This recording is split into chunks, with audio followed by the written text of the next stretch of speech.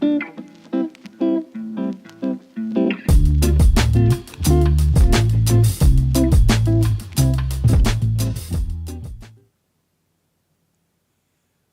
Ibu, saudara-saudari, umat beriman yang terkasih, kami fasilitator Paroki Maria Magdalena Nangahure, Keuskupan Maumere. Hari ini, sore ini, kami bersama-sama mau mengadakan pertemuan Prapaskah Minggu kedua, Peziarah Harapan Pembaharuan Jiwa dari Dosa. Baiklah, di awal ini kami memperkenalkan diri. Saya Lukas Longa. Saya Floriana, pelayan pastoral seksi liturgi Paroki Nangahure. Saya Wilhelmus Lajar, utusan dari lingkungan Santo Antonius Padua.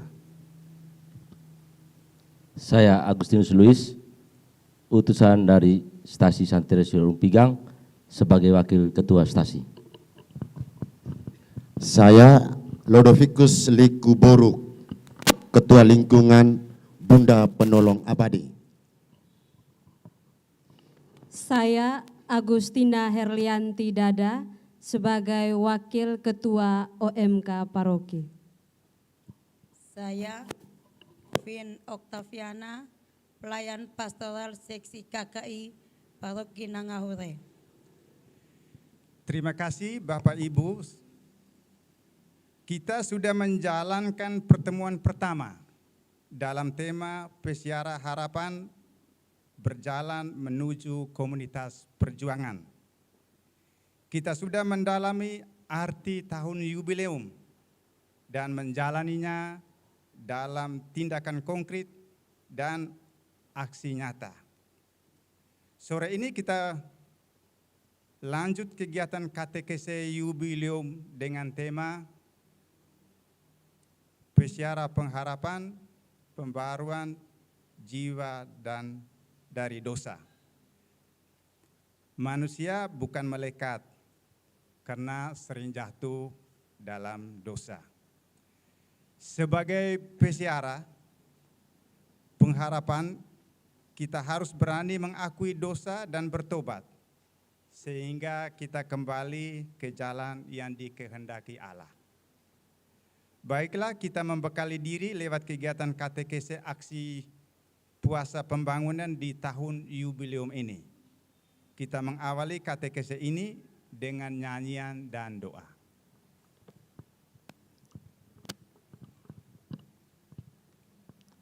Mohon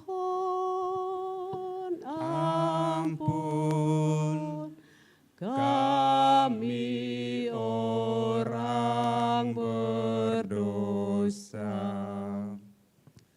Kasihanilah kami ya Allah, karena kami sudah bersalah. Tak hendak mendengar kata-Mu, tak sudi membalas cinta-Mu. Mohon ampun kami orang berdosa. Marilah kita berdoa. Dalam nama Bapa dan Putra dan Roh Kudus. Amin. Ya Allah Tritunggal Maha Kudus, Bapa Maha Kasih, pujian dan sembah, syukur berlimpah kami sampaikan ke hadirat-Mu atas segala berkat dan tuntunan Roh-Mu kepada kami semua. Sehingga pada sore hari ini kami semua boleh berada, berkumpul di tempat ini untuk melakukan kegiatan katekese pada pertemuan kedua dengan tema Pesiara Pengharapan, Pembaharuan Jiwa dari Dosa. Kami mohon sertailah kami pada sore hari ini, agar kami semua dimampukan untuk melaksanakan kegiatan kami, dan kami mau menseringkan kenyataan-kenyataan hidup kami dalam tindakan dan pendalaman kitab suci yang akan kami lanjutkan juga dalam tindakan nyata di kehidupan kami di tengah umat dan komunitas basis kami masing-masing. Demi Kristus Tuhan dan pengantara kami. Amin. Baik Bapak, Ibu, Saudara-saudari, mari kita coba melangkah, melihat dan mendalami katekese kita ini dalam situasi hidup nyata kita. Bapak Luis, silakan bantu menyampaikan kisah inspiratif.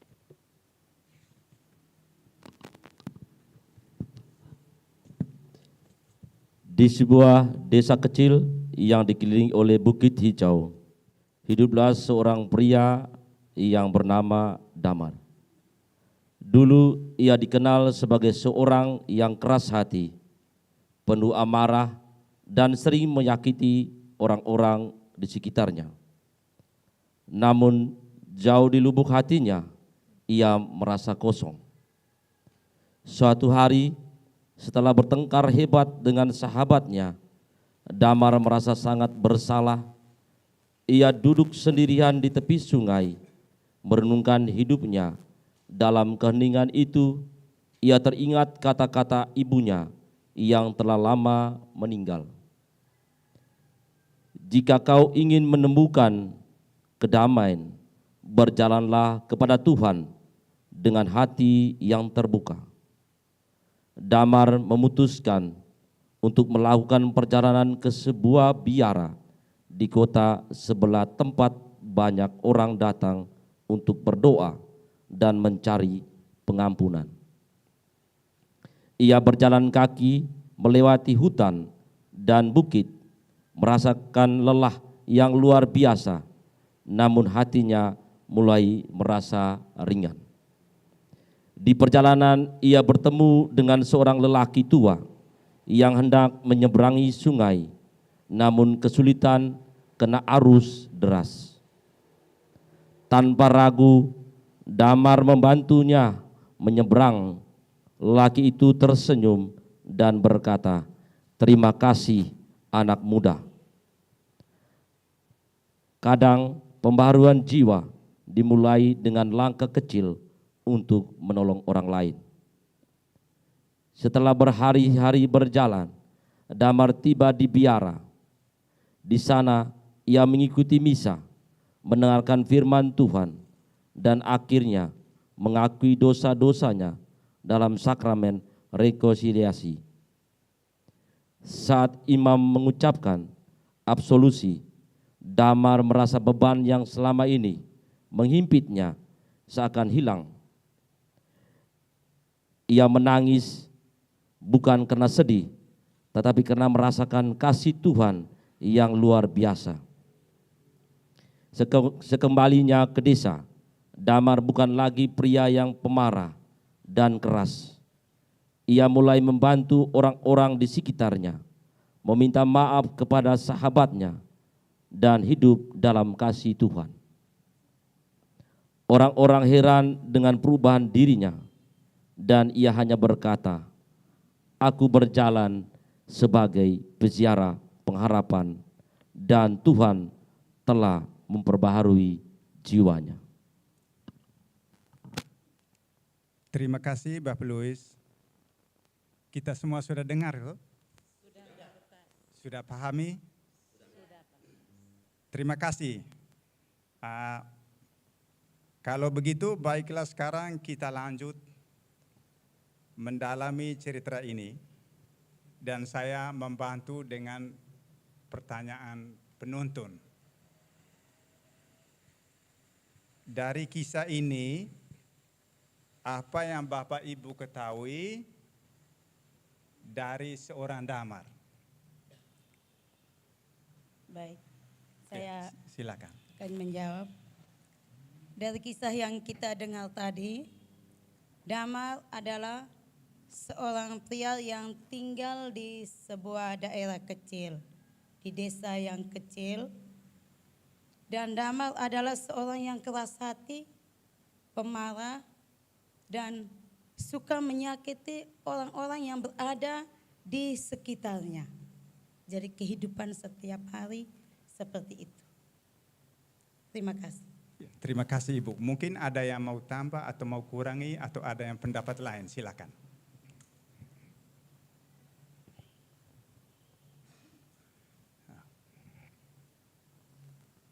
Ada? Setuju? Sepakat? Sepakat, oke. Kalau begitu, peristiwa apa yang terjadi antara Damar dan sahabatnya? Oh, oke. Silakan. Peristiwa yang terjadi antara Damar dan sahabatnya yaitu terjadi pertengkaran hebat. Terima kasih. Hanya pertengkaran hebat? Saya, Bapak. Oh ya, silakan. Terima kasih atas kesempatan yang diberikan. Jadi minta maaf, saya ingin menambah saja. Tetapi bukan saya mengatakan bahwa jawaban itu kurang pas. Jadi saya hanya ingin menambah bahwa peristiwa yang terjadi antara Damar dan sahabatnya. Jadi Damar adalah orang yang tak berperasaan. Awalnya orang yang tak berperasaan.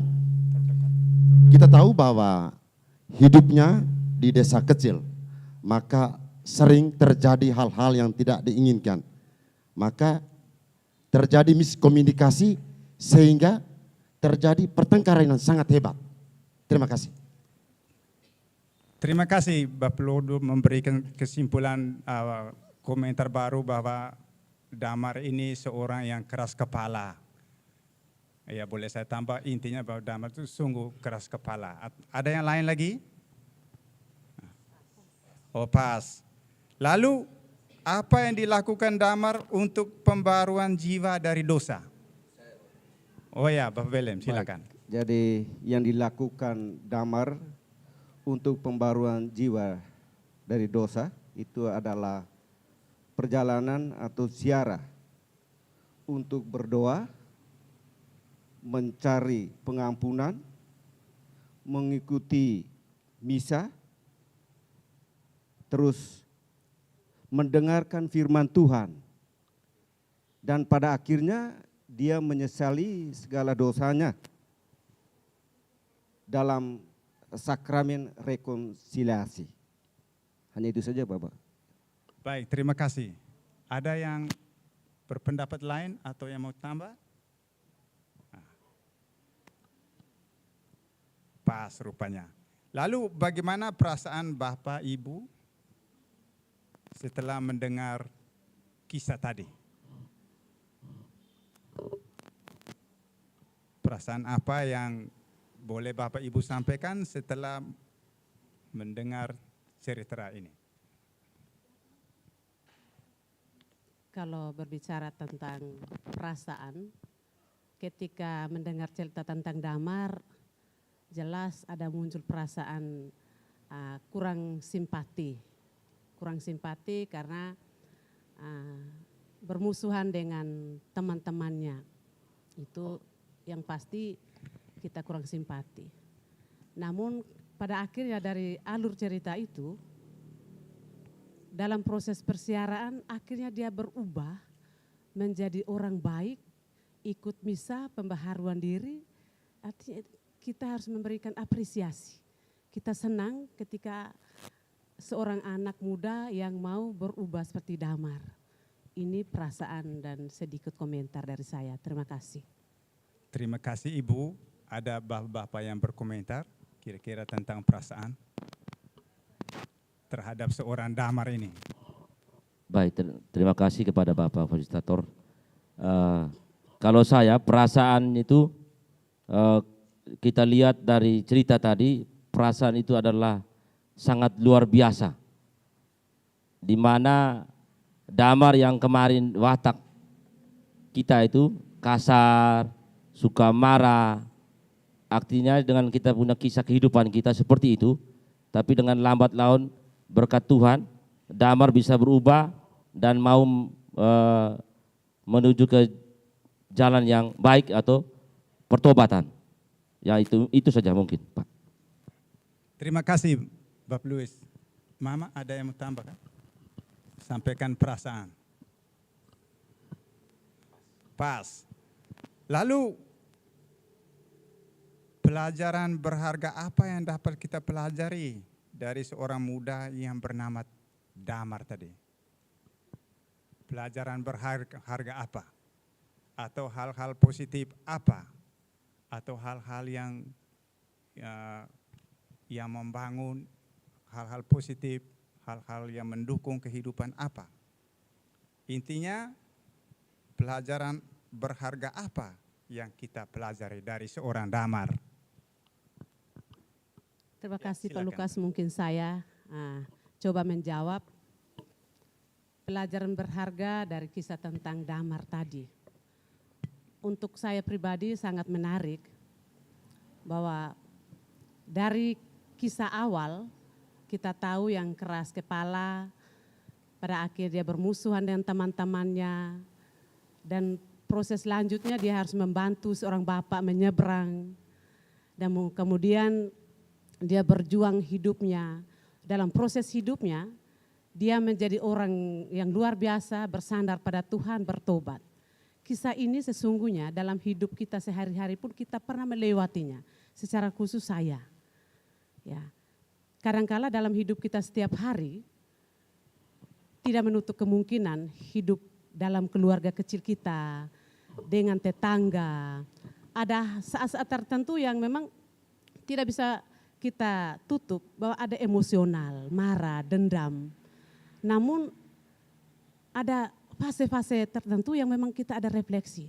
Ternyata yang saya lakukan ini salah. Ketika ada kesalahan itu pasti ada rasa penyesalan. Dan kalau bertolak dari cerita tadi saya sangat kagum. Damar akhirnya dia ikut misa.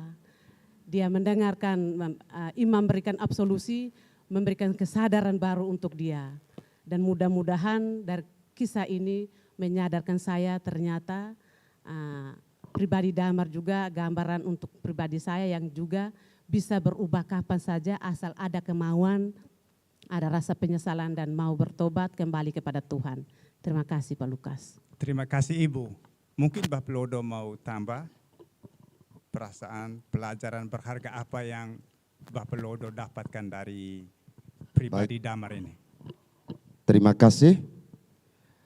Pelajaran berharga yang saya dapat pelajari dari seorang pemuda Damar. Yang pertama, bahwa ada perubahan di dalam diri pemuda Damar. Sehingga dia wujud nyatakan dalam kehidupan setiap hari. Seperti suka membantu orang, kemudian permohonan maaf, dan berjanji tidak melakukan satu kesalahan, baik kepada sahabatnya yang dekat maupun kepada orang lain. Dan yang terakhir, hidup dalam kasih Tuhan. Terima kasih. Terima kasih Bapak Lodo.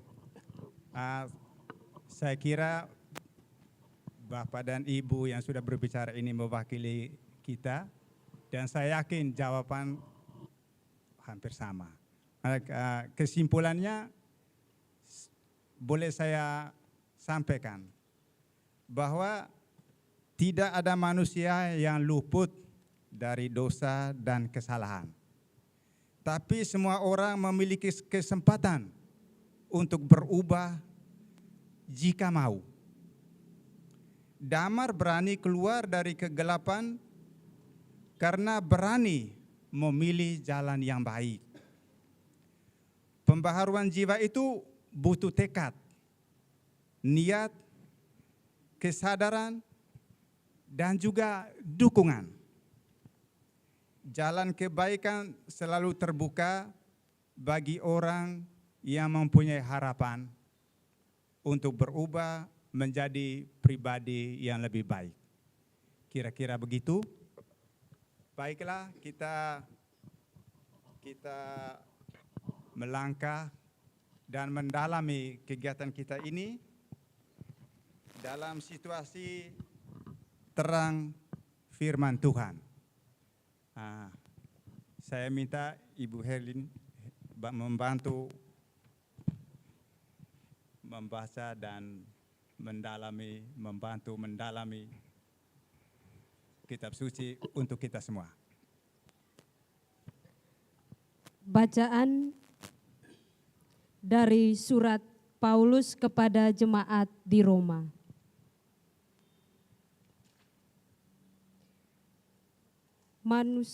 Tetapi sekarang tanpa hukum Taurat kebenaran Allah telah dinyatakan seperti yang disaksikan dalam kitab Taurat dan kitab-kitab para nabi, yaitu kebenaran Allah karena iman dalam Yesus Kristus bagi semua orang yang percaya. Sebab tidak ada perbedaan, karena semua orang telah berbuat dosa dan telah kehilangan kemuliaan Allah, dan oleh kasih karunia telah dibenarkan dengan cuma-cuma karena penebusan dalam Kristus Yesus. Kristus Yesus telah ditentukan Allah menjadi jalan perdamaian karena iman dalam darah-Nya. Hal ini dibuatnya untuk menunjukkan keadilan karena Ia telah membiarkan dosa-dosa yang telah terjadi dahulu pada masa kesabarannya.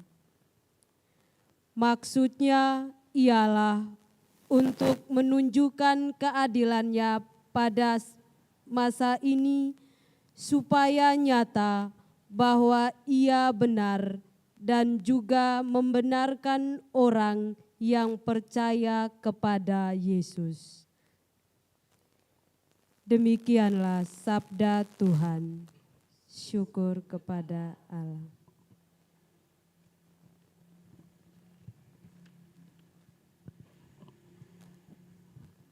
Bapak, Mama, saudara-saudari yang terkasih, mari kita mendalami teks kitab suci, surat Paulus kepada jemaat di Roma dengan beberapa pertanyaan penuntun. Apa yang Bapak Mama pahami dalam bacaan kitab suci surat Rasul Paulus kepada jemaat di Roma?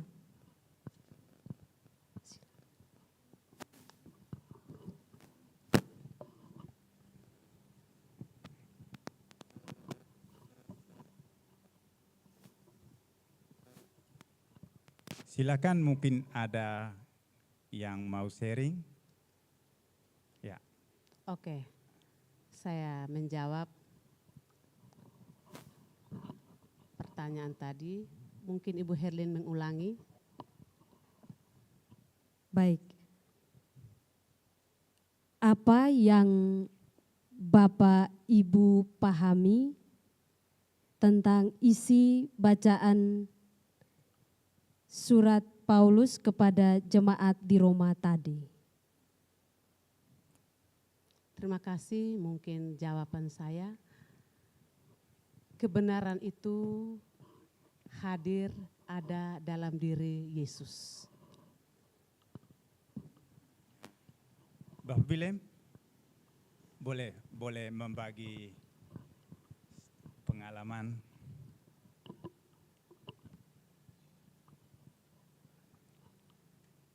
Terima kasih untuk Pak Lukas. Kesempatan diberikan kepada saya. Pertama, kalau saya lihat dari bacaan yang tadi barusan kita dengar tadi, itu bahwa satu pertobatan khusus bagi kita umat beriman yang selama ini melakukan kesalahan. Kita butuh pertobatan, dan juga kita menyadari ini khususnya di ayat 23 dan 24 yang saya angkat itu. Karena semua orang telah berbuat dosa dan telah kehilangan kemuliaan Allah, dan oleh kasih karunia telah dibenarkan dengan cuma-cuma karena penebusan dari dalam Yesus Kristus. Itu yang saya angkat sebagai pengalaman. Terima kasih. Oh ya, Bapak silakan. Ya. Terima kasih Bapak. Yang saya pahami dalam kitab suci bahwa kebenaran itu datang dari Allah, dan keselamatan itu dapat melalui iman kepada Yesus Kristus, maka semua orang akan percaya. Terima kasih. Terima kasih. Tidak ada yang salah, semua benar. Mungkin ada yang mau tambah? Oh, pas. Dibilang. Selanjutnya, apa pesan bacaan surat Paulus kepada jemaat di Roma untuk kita? Sekali lagi, Bapak Ibu, apa pesan bacaan kitab suci surat Paulus kepada jemaat di Roma untuk kita?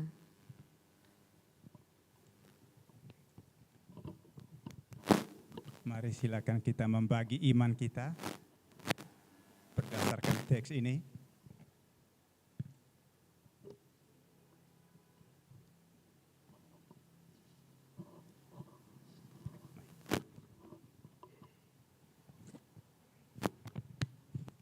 Silakan, Pak. Oh, Bapak. Baik, pesan teks bahwa semua orang akan diselamatkan karena Allah mengatakan kebenarannya melalui Yesus Kristus. Pesan teks ini saya ingin men-sharingkan kembali dalam hidup saya sendiri. Terbuka, saya omong terbuka pada kesempatan ini, walaupun kata kese di mana-mana, baru hari ini baru saya terbuka. Ini saya omong secara jujur, karena ini diri saya sendiri. Jadi tidak apa, karena dari semalam saya bilang, apapun yang terjadi saya harus menyampaikan ini. Baik Bapak Ibu, Saudara dan Saudari, saya adalah orang tukang minum. Jelas kalau minum berarti saya mabuk. Nah, jadi ketika pulangnya terlambat, istri saya pasti tahu dia pasti mabuk. Ya, seringkali saya buat, maka apa yang saya rasakan ketika ke rumah, saya tidak diizinkan untuk masuk. Pintu jendela dikunci semua, hanya dibekali dengan tikar sepotong. Tikar sepotong. Jadi itu yang saya rasakan. Dan sudah dibuat oleh istri berulang kali, ternyata masih juga yang saya lakukan. Jadi saya mengatakan, apakah saya harus menjauhkan diri dari teman-teman atau bagaimana ini? Jadi saya kembali sampaikan kepada istri. Jadi menurut Anda kira-kira langkah yang tepat itu bagaimana? Karena saya mudah terpengaruh kalau ketika melihat teman-teman minum. Nah, jadi dua bilang, kau kan tidak biasa minum. Kenapa harus cepat? Terpengaruh dengan mereka. Karena pertama muncul perasaan dalam diri. Ya nanti anggaplah, buat diri suci lah begini. Ya jadi terpaksa ikutlah. Tetapi di balik itu penderitaan sangat berat buat saya. Ketika pulang ke rumah, ya seperti ya pengemis lah, harus minta supaya pintu dibukakan.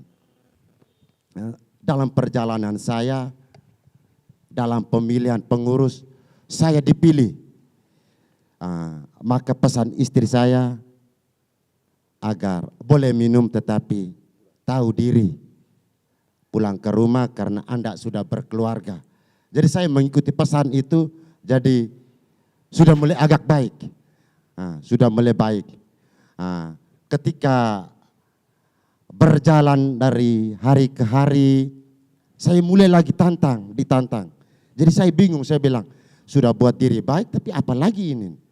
Jadi yang pertama saya rasakan adalah bagaimana soal umat. Ketika panggil untuk pertemuan, orang tidak mau ikut. Jadi saya bilang, apakah saya harus caranya bagaimana? Latikor tidak ikut. Jadi saya mulai ulang lagi. Pertama, saya harus siapkan moke supaya minum. Nah, setelah itu mereka bilang, ada moke. Jadi orang hadir. Ada moke, Om Lodo sudah siap moke, mari sudah. Moke juga kalau mereka sudah bosan, caranya bagaimana? Saya mulai cara untuk main ludo, judi. Jadi ketika belum saatnya mau latikor, orang lain sudah datang semua. Karena apa? Main dulu. Jadi setelah itu, namanya kita ajak pelatih. Jadi pelatih bilang, baru tahu saya ini. Kamu yang ada di sini nih, bisa ya lah sementara latih, sementara minum oke. Jadi saya diam. Nanti bagaimana ini caranya ini. Nah, setelah itu saya mulai menyampaikan dari hati ke hati. Ternyata itu yang saya buat masih juga salah. Masih juga salah. Kemudian saya mengalami hal yang sangat luar biasa. Yaitu anak saya yang perempuan besar. Minta maaf, kalau saya aslinya dari Boru, Flores Timur. Jadi saya punya nona ini sudah berkeluarga, hanya belum nikah gereja. Belum nikah gereja. Jadi soal tradisi budaya kami bahwa tidak ada orang lain selain orang tua yang menyelamatkan anak. Nah, bagaimana peran orang tua itu supaya bisa menikahkan anak? Karena budaya kami punya hanya ke gereja tetapi tidak boleh sambut karena anak belum bisa. Jadi saya bingung lagi di situ. Tidak lama kemudian saya punya anak terima komuni yang bungsu ini. Bingung lagi saya di situ. Saya bilang, lebih baik saya jangan ke gereja, saya malu. Nanti antara anak habis, nanti kita dua ini bagaimana tidak sambut. Jadi dua bilang, tidak apa. Kita tinggal sampaikan kepada Romo, bilang, Bapak Romo, kami hanya mengantar anak tetapi yang berhak menerima komuni hanya anak. Kami orang tua belum. Dengan alasan bahwa kami punya anak itu sebagai orang tua kami sudah memberi mereka untuk menikah hanya karena faktor keluarga laki yang belum siap. Jadi saya merasa bahwa apakah saya diselamatkan atau tidak? Apakah anak saya diselamatkan tidak? Dengan tes kitab suci hari ini bahwa Tuhan Allah tidak memilih orang. Ternyata orang yang ada di dunia pasti Tuhan Allah selamatkan karena itu janjinya kepada umat manusia. Terima kasih. Terima kasih Bapak Lodo sharing pengalaman iman dalam keseharian yang menyentuh, yang cukup bernilai berharga. Bapak Lodo sudah berkata jujur, membagi iman untuk memperkaya kita dan juga mungkin untuk memperkaya keluarga kita. Harapannya bukan untuk jadi bahan gosip atau cerita viral kemana-mana bahwa keluarga Bapak Lodo itu seperti ini, seperti itu. Mungkin ada mama-mama yang punya pengalaman lain tentang kehidupan ini sehubungan dengan tes kitab suci hari ini. Silakan.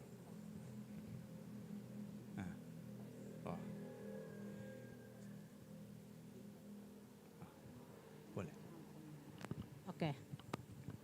Terima kasih, mungkin sedikit sharing pengalaman kalau lihat dengan tema peziarah hidup. Pengalaman saya pribadi menjadi pelayan pastoral di paroki, juga di lingkungan, bahkan di KBG. Tadi saya terkesan dengan bacaan tadi berbicara tentang kedamaian bersama Yesus, itu ada damai. Saya punya pengalaman di mana kita menjadi pelayan pastoral itu banyak tantangan, banyak kritikan, banyak koreksi, karena memang kita berhadapan dengan orang-orang atau masyarakat atau umat yang dalam tanda kutip mereka sebenarnya baik sebenarnya. Mereka tuh butuh dibimbing, butuh diberikan perhatian, diarahkan. Hanya kadangkala kalau melihat dari tema hari ini bahwa sebagai manusia kadangkala ada titik saat dimana ketika kita terlalu koreksi, kita terlalu diberi nilai dalam arti negatif, ada saat dimana kita pun ada fase kita jenuh, ada titik kita jenuh dan pingin berhenti. Sudahlah, saya tidak mau lagi, saatnya saya biarkan sudah. Dan pada akhirnya proses itu berjalan, ketika ada tanggungan-tanggungan kita mendengar, kok belum juga ya. Ketika tanggungan gereja kok belum juga, belum latihan juga. Masih tunggu siapa lagi, sudah saya tidak mau lagi. Tapi karena kita tanya-tanya, oh belum mulai juga. Akhirnya berdamai dengan diri, ternyata kita tidak bisa memegang ego kita. Masih banyak orang yang membutuhkan kita, masih banyak orang yang membutuhkan kita untuk memberi diri. Untuk memberi diri melakukan sesuatu demi kebaikan, demi keselamatan jiwa. Terutama dalam kegiatan-kegiatan rohani. Ini pengalaman pribadi. Terima kasih, saya kembalikan. Baik, terima kasih. Sharing yang memperkaya kita, yang membantu kita untuk mendalami iman kita menjadi makin baik. Secara singkat, saya boleh menyimpulkan pesan teks ini bahwa keselamatan itu bukan usaha manusia saja, tapi anugerah yang diberikan cuma-cuma melalui iman kepada Yesus Kristus. Yesus Kristuslah yang menebus semua orang dengan rela disalib. Pembaharuan jiwa terjadi ketika hidup lama yang penuh dosa digantikan dengan hidup baru dalam kebenaran Allah. Hanya melalui iman kepada Yesus Kristus, manusia didamaikan dengan Allah. Terima kasih kepada kita yang sudah membagikan pengalaman, sharing kehidupan yang membantu kita untuk memperkaya diri dalam kehidupan iman, kehidupan rohani.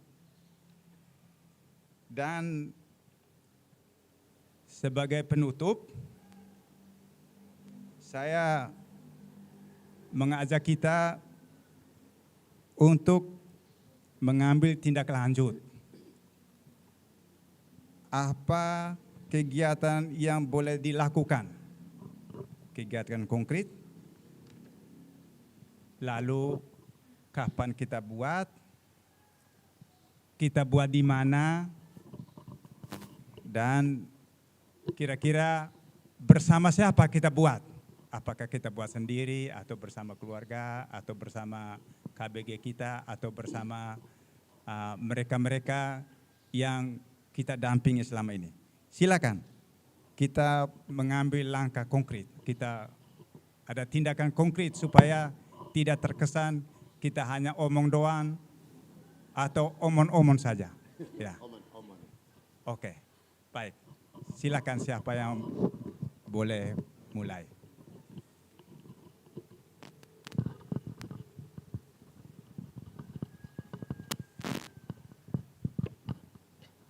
Baik, kalau saya untuk rencana tindak perlu dilakukan, rencana kegiatan konkret yang perlu dilakukan yaitu adalah membuat jadwal pengakuan dari setiap KBG. Itu untuk dari saya. Sekian. Nanti apakah boleh tahu pengakuannya di mana atau kapan terjadinya, kira-kira bersama siapa, supaya terkesan bahwa kita omong yang kita bicarakan itu dipertanggungjawabkan dan bisa dibuat. Boleh Bapak bisa lanjut. Baik, jadi terima kasih. Kalau untuk kegiatan nyata yang kita lakukan itu adalah tadi untuk pengakuan, itu nanti diumumkan lewat mimbar sesuai dengan jadwal. Terus tempatnya kalau memang bisa kita di gereja Proki. Dan yang mengurus untuk menghubungi pastor, kebetulan Ibu Flori sebagai seksi liturgi, kita percayakan Ibu untuk mengatur itu. Itu saja Pak Lukas, saya kembalikan. Baik, sudah ada satu tindakan konkret yang kita buat, kita mau buat, harap dilakukan, bahwa pembaharuan diri itu dimulai dengan pengakuan dosa, tanpa dipaksa oleh siapapun dan bisa dipertanggungjawabkan sebagaimana mestinya. Ada tindakan lain yang boleh kita buat untuk mendukung atau boleh menambah iman kita. Ya, silakan Ibu. Saya akan menambahkan rencana tindak lanjut kita untuk tema APP yang kedua ini. Mungkin kita membuat jadwal untuk kerja bakti selama masa Prapaskah. Dan kerja bakti ini mungkin sesuai dengan tugas yang sudah diberikan di tiap-tiap lingkungan dan akan dibacakan saat misa. Mungkin itu saja tindak lanjut kita yang kedua. Baik, terima kasih. Tindak lanjut yang lain itu kita bekerja sebagai tanda sili dosa kita. Nah, kita bekerja bukan karena diumumkan atau karena aturan atau karena ada jadwal, tapi kita mulai dari diri sendiri sebagaimana cerita Damar tadi, bahwa kita mulai dari diri sendiri, berani berubah untuk mengikuti kemauan baik sesuai kehendak Tuhan. Ya, mungkin ada sudah dua ini. Itu pengakuan dosa, kerja bakti, dan ya sekarang Bapak Loro silakan. Terima kasih Bapak. Rencana tindak lanjut. Ini dari pribadi saya sebagai ketua lingkungan, saya akan menyampaikan kepada pengurus KBG karena di tanggal 4 nanti, 4 April, juga kita tanggungan dari sini untuk misa jubileum ini.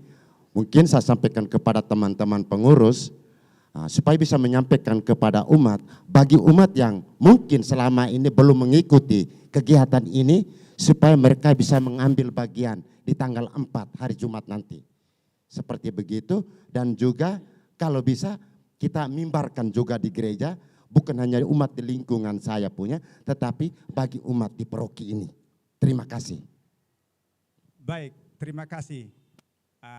Tugas tambahan untuk kita sebagai pengurus, sebagai fasilitator, jangan lupa dalami dan perkenalkan lebih dalam lagi tentang jubileum, supaya umat makin sadar, dan kita sendiri harus mulai dari kita, supaya umat yang mendengar, yang mengikuti kita juga mengikuti. Saya pikir begitu, mungkin ada yang lain, kalau pas kita, oke. Baik, terima kasih untuk kita semua, untuk partisipasi kita semua dalam kegiatan ini. Kita boleh menutupnya dengan doa dan lagu. Mari kita sama-sama melihat doa jubileum dan juga lagu.